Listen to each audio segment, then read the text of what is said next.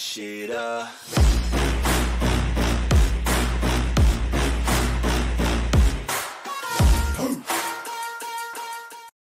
What is your profession?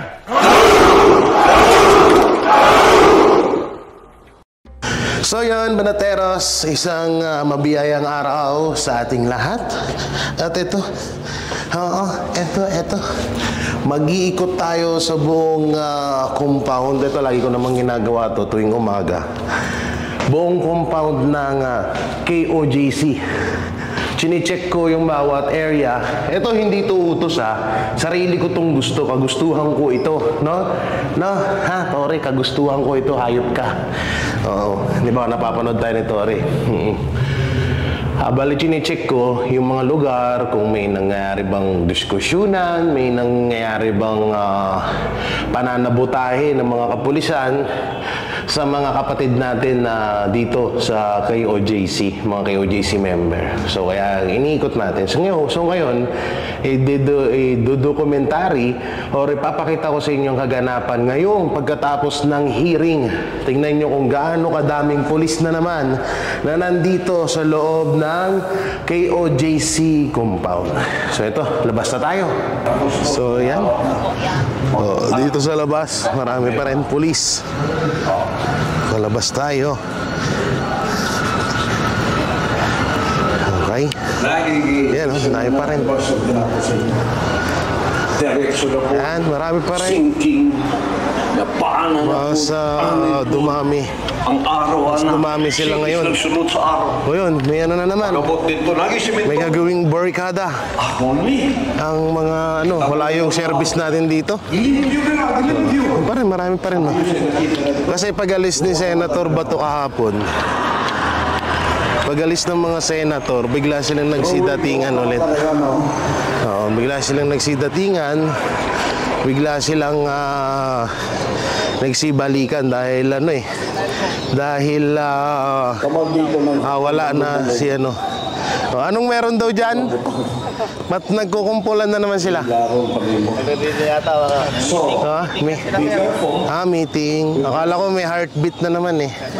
Punta natin. Meeting. Be careful of having ayan, marami sila ulit. Yan, punong-puno sila ulit. Ito yung K9 ng KOJC, sarili to. Ang sama ng tingin sa akin. Akala niya siguro ako si Tore. Hindi ako si Tore. Galit. Okay, tamo. Tignan mo, Tore, pati yung aso ayaw sa'yo. Ayaw sa'yo, Tore, nung aso. Sinabi ko lang yung pangalan mo, nagalit. Grabe ka talaga, Tore. Sama ng mukha mo. Galit oh. Ulit ah. Tore. Di ba? Ayaw niya sa Tore. Kita mo, galit talaga. Ayaw niya talaga sa'yo. Huwag ka nang babalik. Huwag ka nang pumunta rito, ha? Kita mo, pati yung hayop, ayaw sa'yo. Guys, kalmado na siya. Naunawaan niya na hindi ako si Tore. Hindi ako si Tore, ha, bebe, ha? Friend ako. Tropa tayo. Hindi ako goons. Hindi ako kaaway, ha? Magka-tropa tayong dalawa. Ang kagatin mo at yung magalit ka kay Tore, ha? Sagot! Ha? Okay? Si Tore ang pagalitan mo. Doon ka dapat magalit, ha? Yan. So dito, lumabas tayo dahil papakita ko sa inyo kung gaano ulit kadami ang mga pulis. Diba? Pag yan, nagpo-position sila ngayon, meeting, Tanduay. Gatas lang. Ang dami pa na dito naman sa likod. Diba? Marami din dito. Punong-puno. Ngayon, i-documentary ko sa inyo.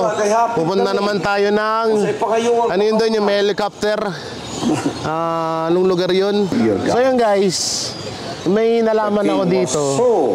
Yung mga K9 pala dito sa KOJC, ay told his pinagkukuha ng the mga oven pulis 7 times. or pinagkukuha ni Torre. Oh, bali ito na lang ata natira eh, yung 7 isa. times more. Si Stone. Kasi ang sabi nila, kailangan daw ng They were papeles. told Tama, sir, no? They did not care about Kailangan their daw lives. ng papeles. Because Grabe, pati ba naman yun? of their Anong kinalaman sa warrant of arrest nun? Kay Pastor, parang napakalabo Do not lose naman, your di ba? integrity Kalokohan mo talaga, because Tore, of the hayop ka. love. Work So, kasi- dapat work iikot is ako. slavery to Eh, you. kaso, Work should be a form of paano love. ka iikot? That was what Eh, yan ang my father nakikita said. mo, Work is nag-ano na naman love. sila. Oh, meron plano. Ang mga sato, pagkabahon, ministry nila. Meron plano na naman. Magkisilutan. Guys, meron plano na naman, no? Ayun. If I Ayan na naman si Uncle Joe. has been commanded to me, after I Ayun, obey oh. what has been commanded to me, I will say to myself, Si Uncle Joe, dumating na naman si Uncle Joe. Wato hinundan na ulipon kay. So hindi tuloy ako makaalis dito kasi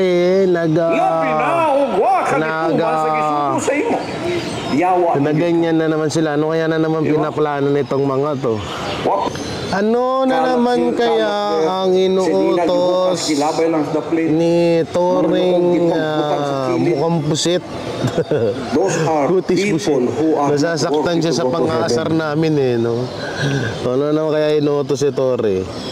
May ano naman ata, may panibagong huhukayin. mga sanina. May panibagong mga huhukayin na naman siguro. Baboy ang namuyo. Kasi sabi niya sa interview, di ba? Sabi niya sa interview, maghuhukay daw sila ng maghuhukay. Ayan o. Sabi ni BBM naman, walang mga armas ang ating mga kapulisan. Pero may naglalakad na naka-armalite. Daan. Gunggong eh, no? Kung si Tore isang gunggong, wag na kayong magtaka. Dahil ang presidente, mas gunggong. Ang umigas pang matudlo. Pero mo presidente, kahit di mo alam nangyayari sa bansa mo. Sa kalakanap ng ganun. You just leave your... Only on the Philippines lang yun, guys. Na may isang presidenteng gunggong. Or a piece of this. So yan o. Then you see, Mukhang may pinaplano na naman itong mga ito, no? Kawawa lang, di alam nyo, nakakaawa lang yung mga pulis. Kasi, mirin nyo, tanghaling tapat. Ang init-init. Tsaka sila uutusan na mag-ganyan. Ang init na nga ng damit nila. Tapos, yan na naman yung Diyan replano. ang imong kape. Atip na yan, nakakailang daan na yung Pagbalik ni mo. kukunin na yung Nakakita ano tag dito? Gabackstroke na doon siya. Kukunin na yung Atalano Gold. Ang init-init na nga nung damit nila. Tapos pagsusuotin pa sila ng helmet. Tsaka yun, anong tawag doon? Gear ba yan? Dapat muratag Diba? umigas. Kawawa naman din. Di pa mo gusto umigas. Tapos hindi pa ata kumakain. Yung pagkain nila yun yung pagkain nila. Hindi pa ata sila kumakain. Pero pinagano agad. I don't know where they come Pinagaganyan from. agad. No? Ewan ko kung saan sila pupunta ngayon. Kaya abangan natin kung saan sila pupunta. Abangan natin kung saan sila pupunta, guys, ha? Ayan, no? The termites have eaten Ang up dami your nila. house. Guys, daan ng daan yung yung eroplano dito. Tapos biglang naisip ko, sabi ko, paano kaya, what if, malaglag bigla. malaglag bigla dyan si Torre, no? Yung bulagtang-bulagta talaga. Pak! Tapos, no? Magulat tayo, no? Yung semento pa yung yung nawasak kaysa sa mukha niya. Magpapobre. Kapan ng mga kugihan. Ay, naku. Guys, kanina, nung dumaan ako sa kanila, sabi nila, lahat daw ng manglaban, arestuhin. Yun yung narinig ko, kasi dumaan ako eh. Ngayon, hindi ko alam kung ano ang ibig sabihin nila, no? Na baka yan kasi na naman assemble na naman sila. So mukhang may binabalak na naman. So dito mukhang sabi ng leader ay kung sino daw yung mga laban ay arestuhin. Okay lang naman yung arestuhin nyo, basta wag nyo lang saktan.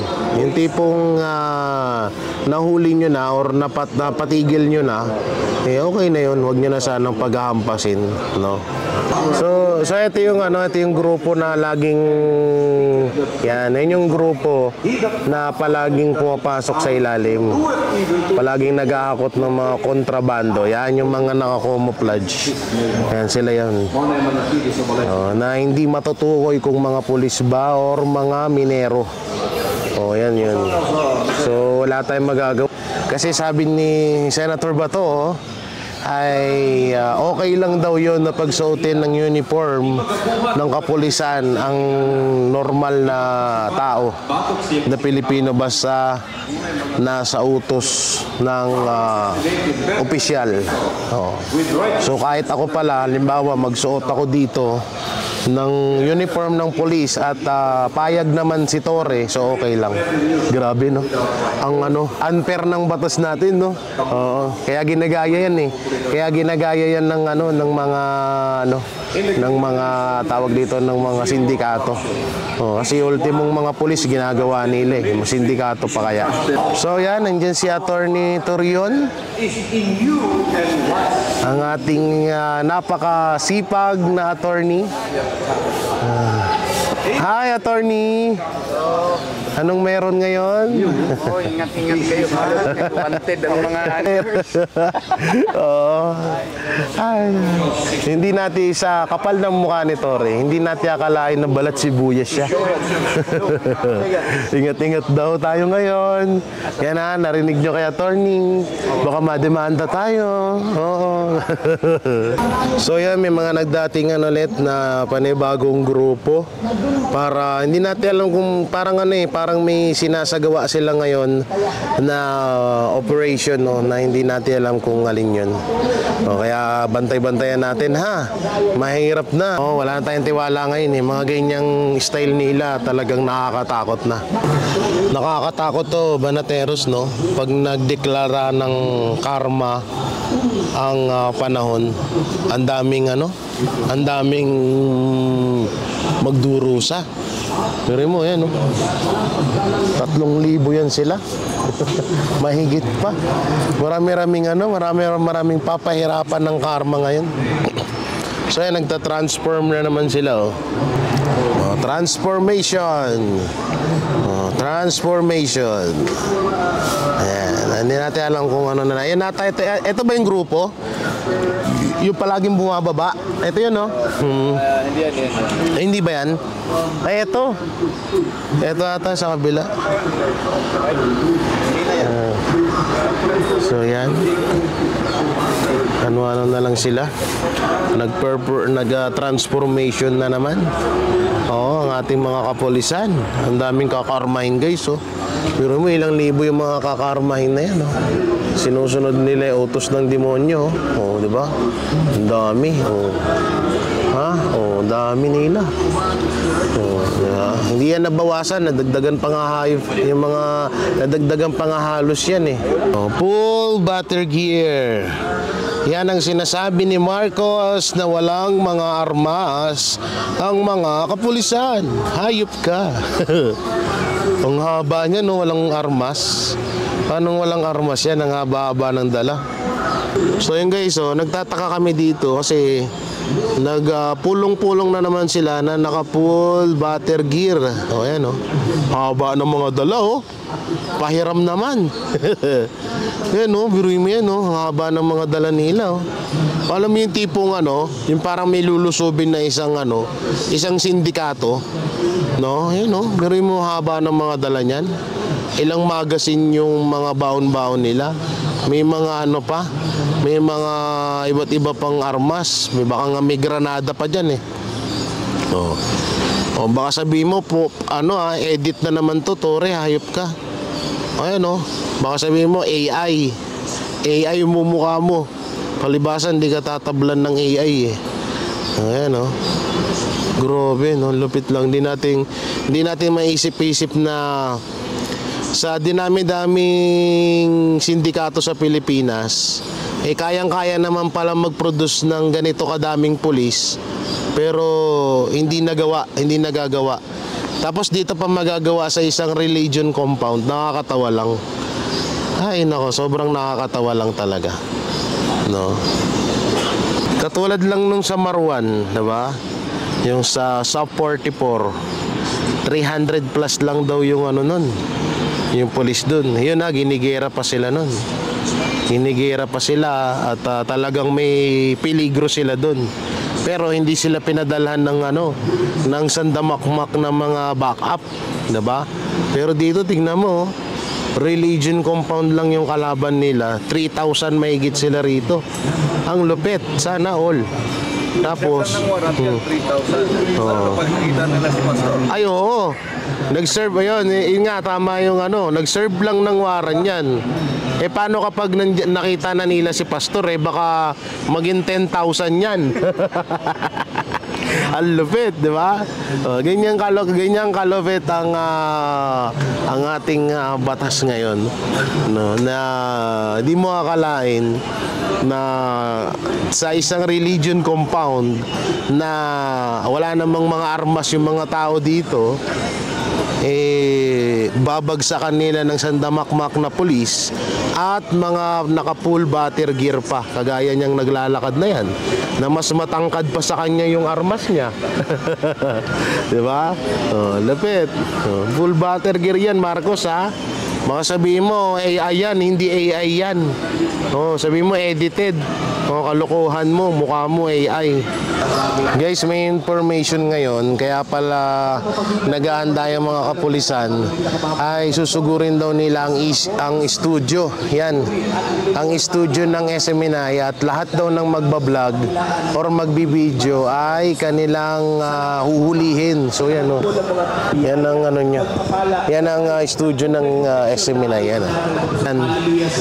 Babarikedahan daw nila, tapos lahat daw ng magbibideo.